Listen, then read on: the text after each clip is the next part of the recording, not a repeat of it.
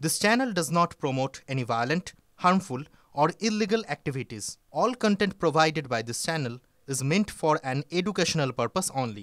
বাড়িতে আত্মীয় স্বজন কেউ অসুস্থ হয়ে যখন হাসপাতালে ভর্তি হন, এরকম সিচুয়েশনে কোনোদিন ডাক্তারের মুখোমুখি হয়েছেন? দেখবেন ডাক্তারদের কথাগুলো না, যে কথাগুলো বলেন সেগুলো একদম কিরকম এক ছাঁচে ফেলা। না, আমরা দেখছি ভয় পাওয়ার কিছু নেই, তবে হ্যাঁ কয়েকটা বিষয় রয়েছে, ওগুলো একটু পরীক্ষা করে দেখতে হবে। ওগুলো যদি ঠিক থাকে, না হলে অবশ্যই একটুখানি অন্যভাবে দেখতে হবে আমাদের। মানে আপনাকে সান্ত্বনা দিয়ে কোথাও শান্ত রাখার চেষ্টা করেন, কিন্তু ব্যাপারটার মধ্যে যে ভয়ের যথেষ্ট বিষয় আছে সেটা বোঝাতেও ভোলেন না। রাজীব কুমারের কথাগুলো শুনে না সেরকম লাগছিল। সন্দেশখালী পর্বের পর ওই লোকসভা ভোটের সময় রাজীব কুমারকে ডিজির কুর্সির থেকে সরিয়েছিল নির্বাচন কমিশন। গতকালই এই দক্ষ আইপিএসকে স্বপদে ফিরিয়েছে রাজ্য। আর দেখুন, আজই তাকে এই সাদ্দামকে নিয়ে প্রশ্নের উত্তর দিতে বসতে হলো। রাজীব কুমার বুঝিয়ে দিলেন যে কুলতলির চোরা কারবারিদের হালকাভাবে নিচ্ছে না তার বাহিনী, এটা বোঝালেন। এবং তার প্রেস কনফারেন্সটা যখন চললো না, যেখানে তিনি এই ইঙ্গিতটা দিলেন আর কি, যে হালকাভাবে নেওয়ারও কিছু নেই, সব কিছু খতিয়ে দেখা হবে, তার খানিকক্ষণ মধ্যেই বোঝা গেল এমনি এমনি তিনি কিছু বলেননি। এর আগেও খেয়াল করে দেখুন, যখন শেখ শাহজাহান ধরা পড়েছিল তার আগে কিন্তু ওই এলাকায় গিয়েছিলেন রাজীব কুমার। এবারেও তাই, তিনি প্রেস কনফারেন্স শেষ করলেন আর তার কিছুক্ষণের মধ্যেই সাদ্দামের গ্রামে ফের তল্লাশি অভিযান শুরু করে দিল পুলিশ। এই অভিযানটাই কিন্তু তার আগে তারা করতে গেছিল, আটকে গেছিল, কিন্তু এবার একদম অন্য ধরনের তল্লাশি অভিযান। পুরো গ্রামাঞ্চলের পুরো এই আলপথ ধরে ধরে সব খোঁজ আর কি, চিরুনি তল্লাশি যাকে বলে। পুলিশ সাদ্দাম ঘনিষ্ঠ সন্দেহে একজনকে আটকও করেছে, যদিও যাকে পুলিশ আটক করেছে সেই আফতাবের যুক্তি কি, পুলিশ দেখে নাকি সে ভয় পেয়ে পালাতে গেছিল, সেটা নিয়েই নাকি যত গণ্ডগোল। দেখুন, আমরা মোটামুটি এখন পর্যন্ত যা শুনেছি তাতে পুলিশ তাকে সাদ্দামের লোক বলেই সন্দেহ করছে। আচ্ছা, নিশ্চয়ই কিছু না কিছু তারা পেয়েছেন, নইলে আর যাকে তাকে সন্দেহ করে পুলিশের লাভ কি বলুন? আদালতে পেশ করে তথ্য প্রমাণ দাখিল করতে না পারলে তো ধৃত ব্যক্তি বেমালুম খালাস হয়ে চলে যাবেন। নাকি এক্ষেত্রে আফতাব সন্দেহ করছে যে পুলিশ তাকে ফাঁসিয়ে দিতে পারে, সাদ্দামকে ধরতে না পেরে নিরাপদ কাউকে ফাঁসিয়ে দেওয়ার ঝুঁকি রাজ্য পুলিশ হঠাৎ দিতে যাবে কেন? এই প্রশ্ন এড়িয়ে যাওয়া যাচ্ছে না, জানেন তো। দেখুন, সাদ্দামের গ্রামে নিশ্চয়ই কোনো নির্দিষ্ট টিপ অফ পেয়ে পুলিশ গেছিল, আমি নিশ্চিত। রাজীব কুমার যখন বলেন আর তারপরে যখন কিছু ঘটনা ঘটে, আপনাকে কিন্তু বিশ্বাস করতে হবে কিছু না কিছু তিনি জানতে পেরেছেন। ওনার বলার ধরনটা আমরা বেশ কিছুদিন ধরে ফলো করছি, তো মনে হচ্ছে সাদ্দাম নিশ্চয়ই পুলিশের হাতে ধরা দেবে বলে গ্রামে বসে নেই। আর যে মানে এরকম খাল পথে যেটা মাতলাতে পড়েছে, যেখান থেকে একটু ইদার উদার করলে 2-4টে নদী পেরোলে যেখানে খুলনা পর্যন্ত পৌঁছে যাওয়া যায়, এই রুট তো তাদের রয়েছে। আচ্ছা, ধরুন এইটা তো নিশ্চয়ই পুলিশও জানে, বা পুলিশের নিশ্চয়ই মাথায় আছে যে ওই খুলনায় চলে না যাক, অন্য কোথাও এই অঞ্চলের এমন প্রত্যন্ত জায়গায় তো সাদ্দাম নিশ্চয়ই লুকিয়ে থাকতে পারে, যেখানে পৌঁছানোটা হয়তো চট করে সহজ নয়। তাহলে কি পুলিশ এমন কাউকে ধরতে গেছিল যার কান টানলে সাদ্দামের টিকি পাওয়ার চান্স আছে? আচ্ছা, আফতাব কি তেমনই কোনো কান? সে কান না মাথা সেটা অবশ্য পুলিশই জানে।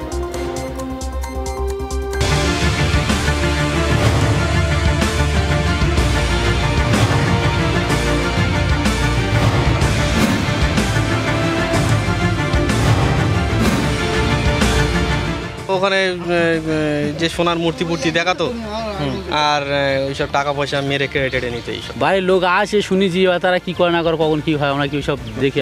এখনো পর্যন্ত ভেতরে কেউ রয়েছে, সেই দরজা খুলছে না। কে বে সেই ব্যক্তি বা কেন দরজা খুলছেন না? পুলিশ কিন্তু বল প্রয়োগ করা শুরু করছে।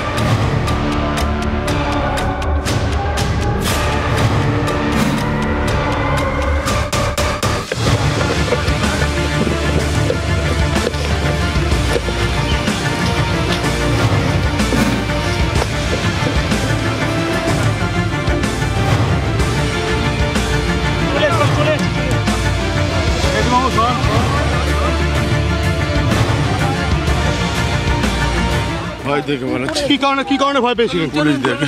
হ্যাঁ, পুলিশ দেখে কেন? নিশ্চয়ই আপনি কোনো অন্যায়ের সাথে যুক্ত রয়েছেন। না, অন্যায়ের সঙ্গে যুক্ত নেই। নাম কি আপনার? নাম আফতার। আফতার? হ্যাঁ। আপনি পালাচ্ছেন? কেউ তো পালায়নি, আপনি পালাচ্ছেন। ভয় থেকে পালাচ্ছি। কিসের ভয়? প্রশাসন থেকে ভয় লেগেছে। না।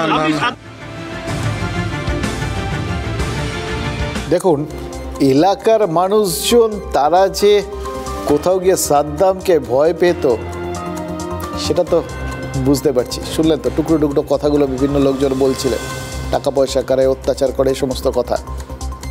সেটা দেখে কিন্তু আপনাদের আবার আমি জানি নিশ্চিতভাবেই শেখ শাহজাহানের কথা মনে পড়ে যাচ্ছে।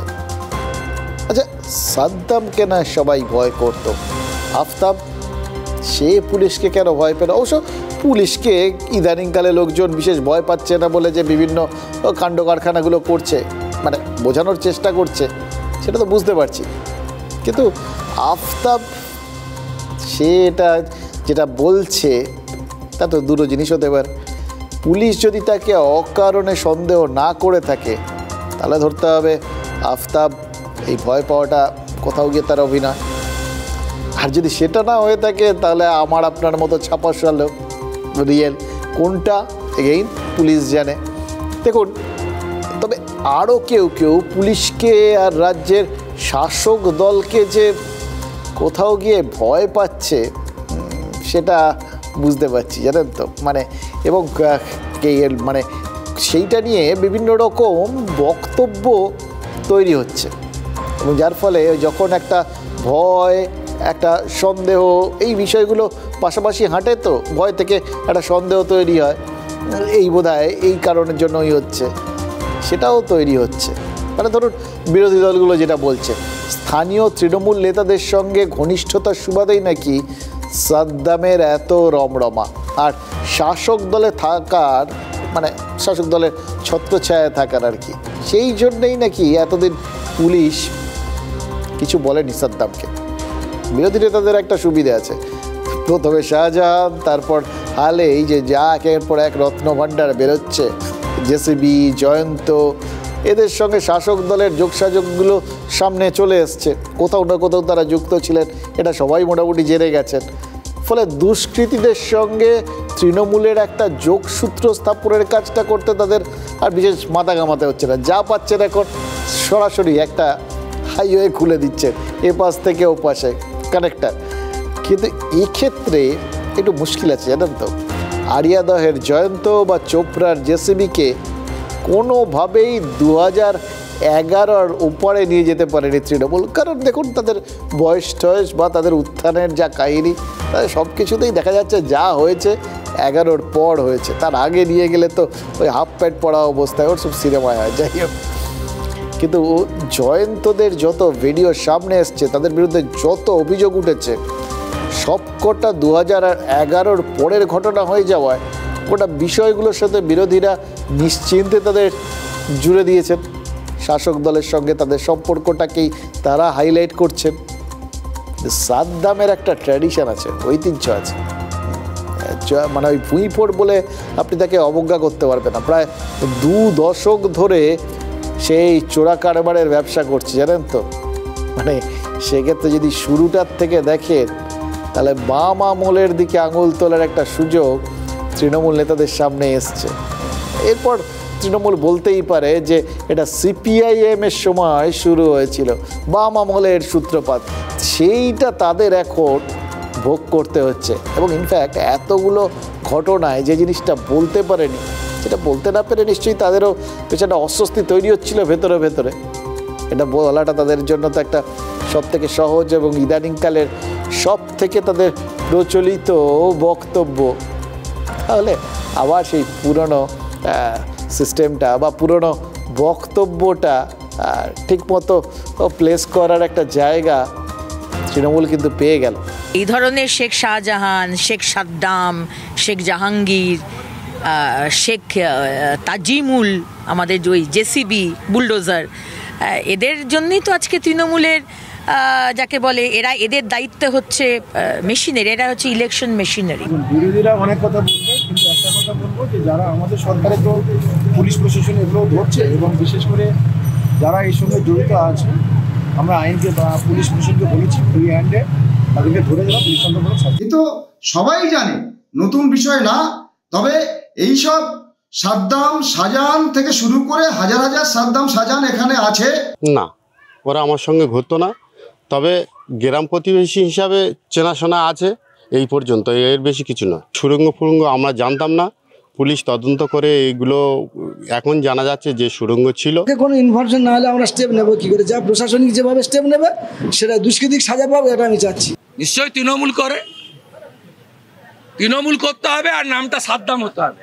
7 খুন মাপ, যে 371 জন সাদ্দাম দেখছেন। What is going on in Bengal দেখছেন, বাংলাদেশের ভোট, নাম পড়ুন।